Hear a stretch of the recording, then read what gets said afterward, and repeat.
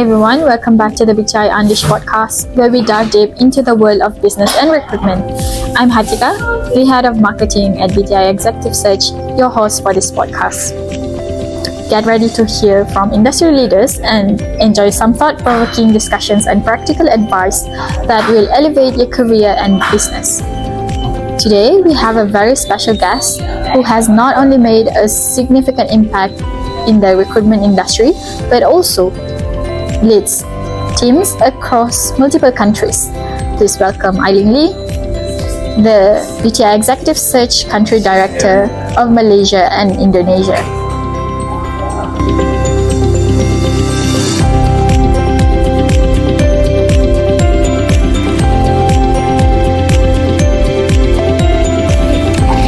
Cheers!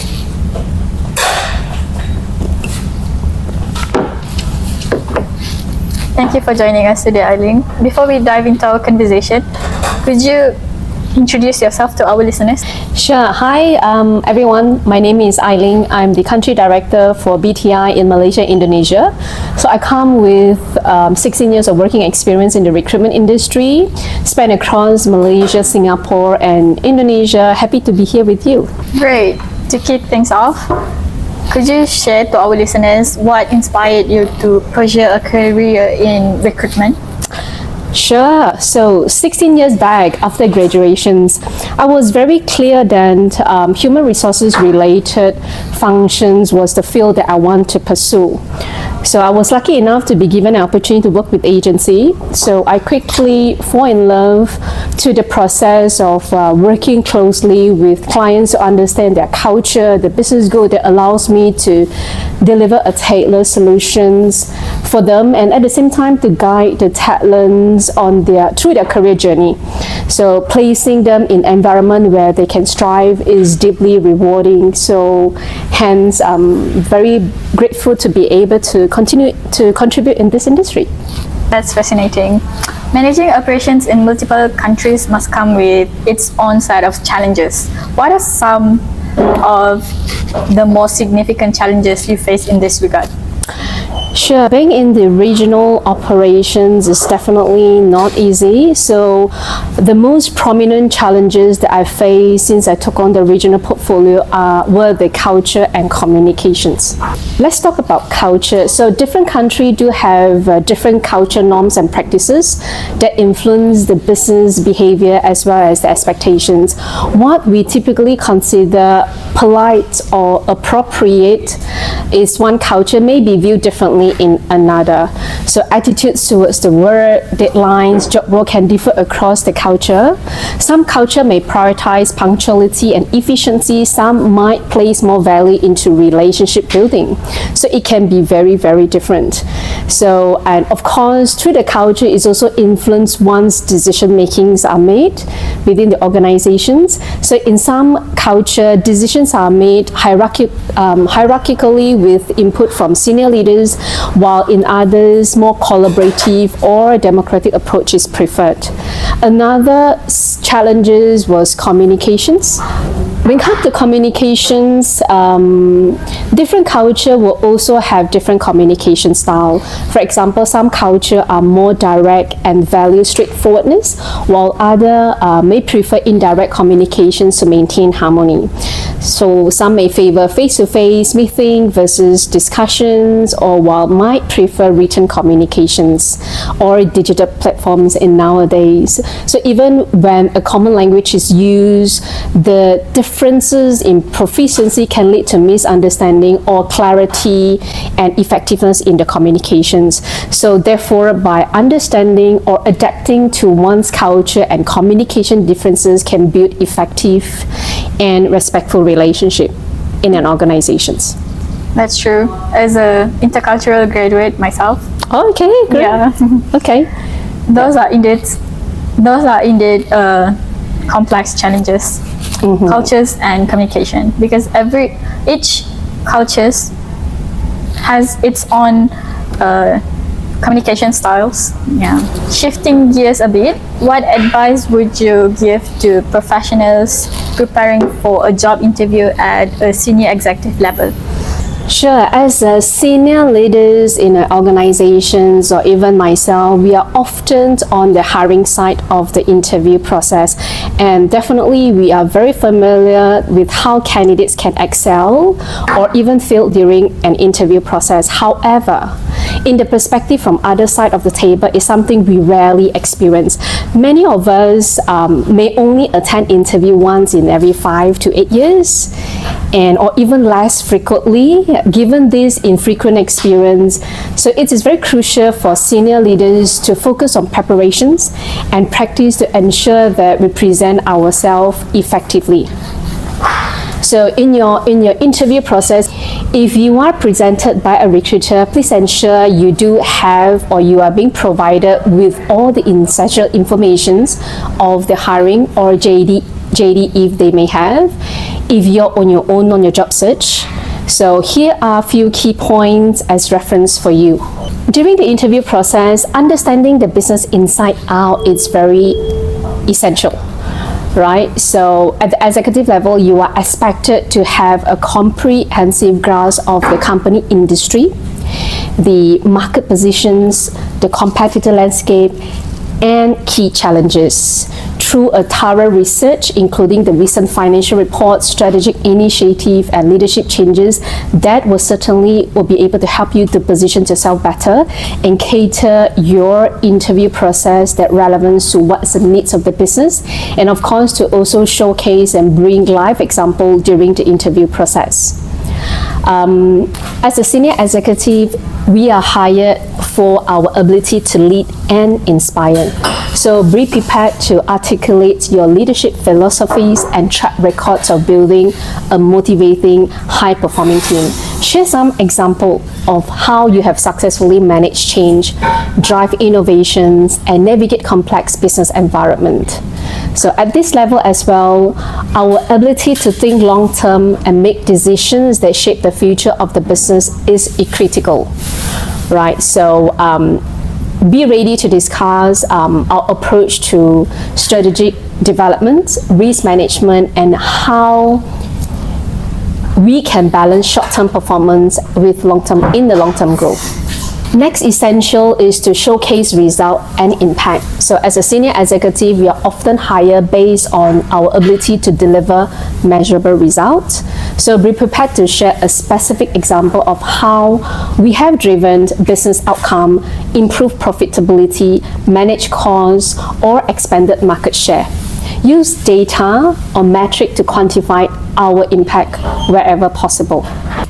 Culture fit and leadership style is another area that we like to focus a lot to demonstrate that we have the strong alignment with the company culture and values.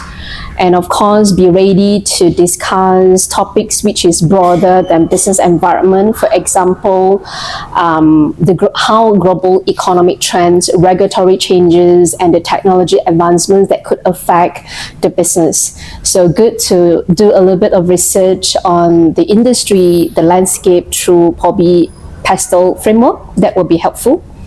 And of course, during the interview process, it's also important to be ready for a high-level questions. For example, challenging questions about our decision-making process. What are the failures or lessons learned that we have had in the past? This is also showcase how we handle during BT situations and lead through uncertainty.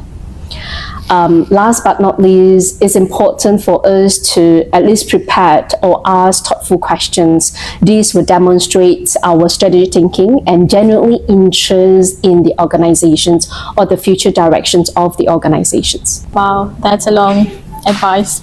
Absolutely, because it's a very crucial role in an organizations. It's good for all of us. Make sure to take note on those advices, okay? Developing and maintaining a strong leadership team across different countries must be no small feat. How do you manage to do this effectively? Definitely not easy, to be honest, especially we talk about cross-border with different culture that shared earlier and different communication style. So for me, it's required a blend of strategic alignment, culture sensitivity, and clear communications. Here is how I approach these challenges. A clear vision and common goal is essential, so I make sure all my leaders in each region understand the overall company strategies and how the individual market contribute to the global objective.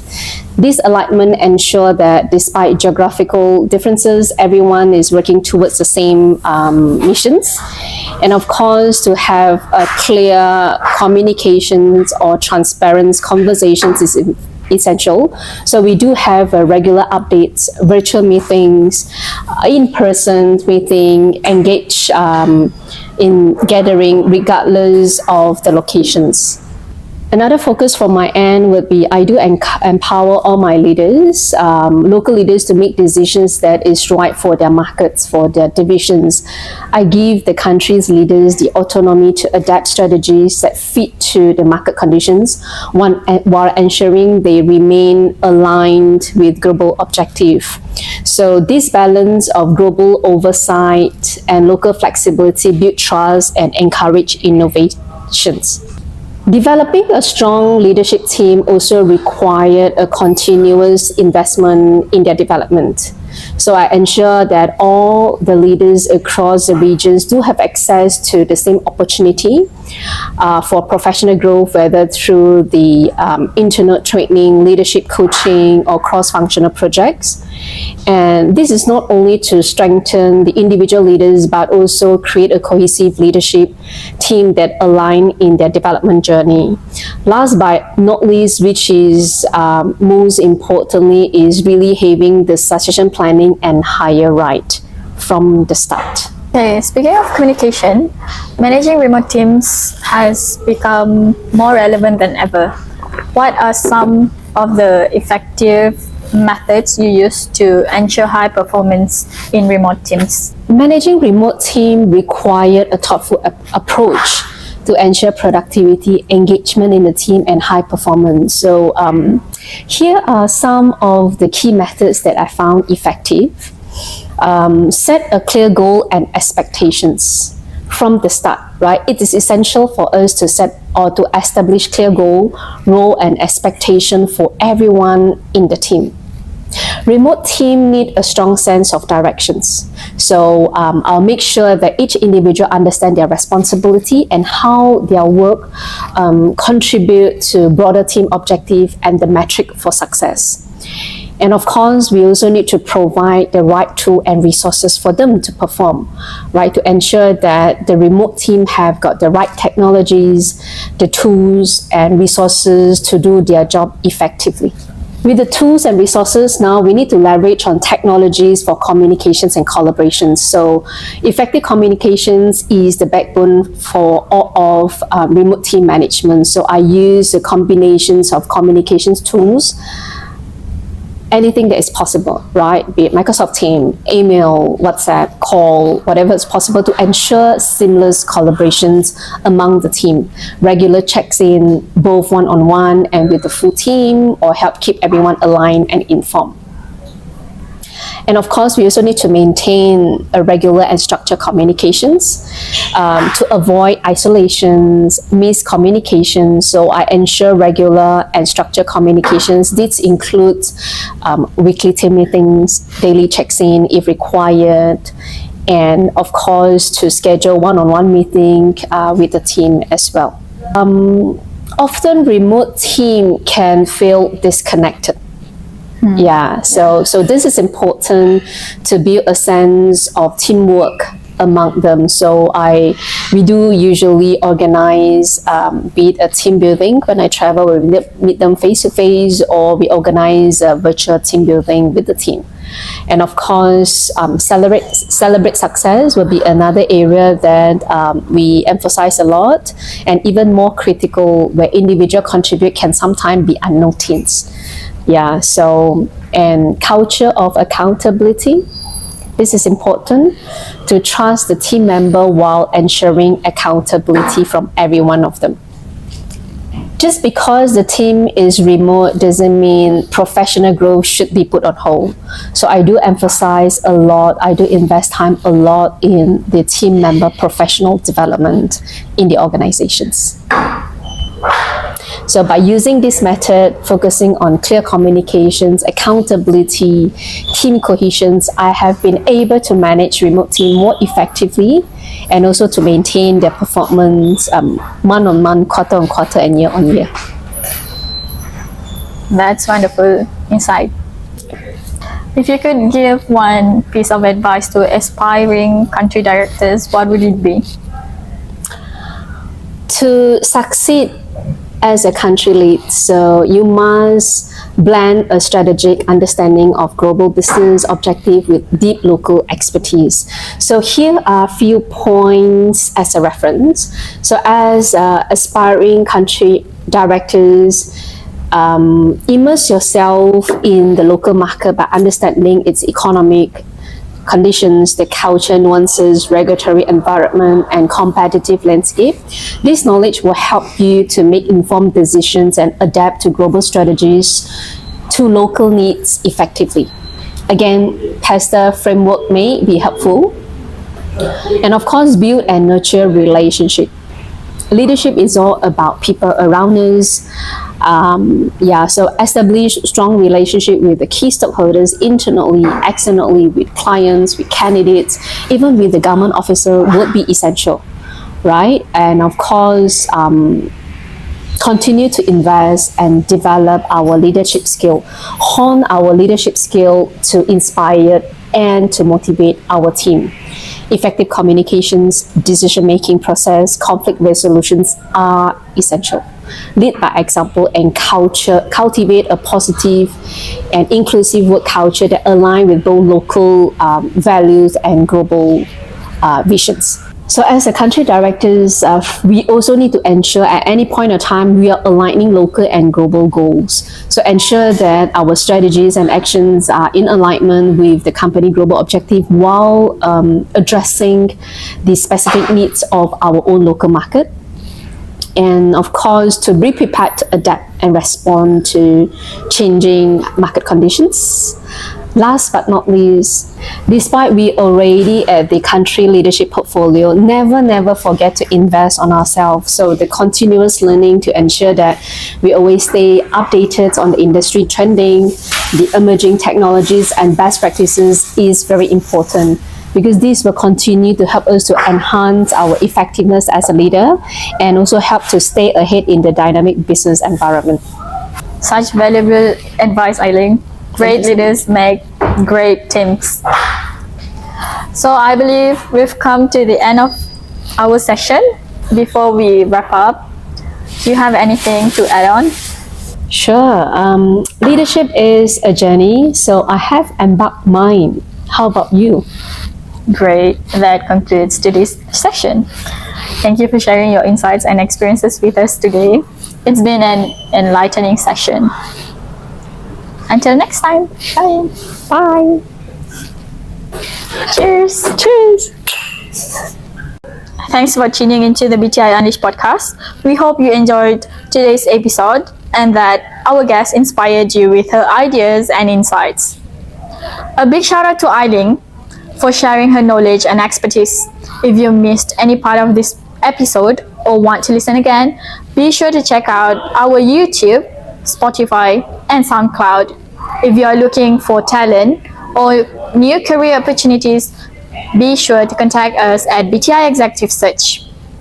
And if you or anyone you know would like to be featured on our next episode, drop us a message. We'd love to hear from you. I'm Hatikah, and you can find me on LinkedIn or email me at hatikah_nekson@btiexecutivesearch.com or visit us at www.btiexecutivesearch.com. Thanks again for listening, and catch you on the next episode of BTI Unleashed.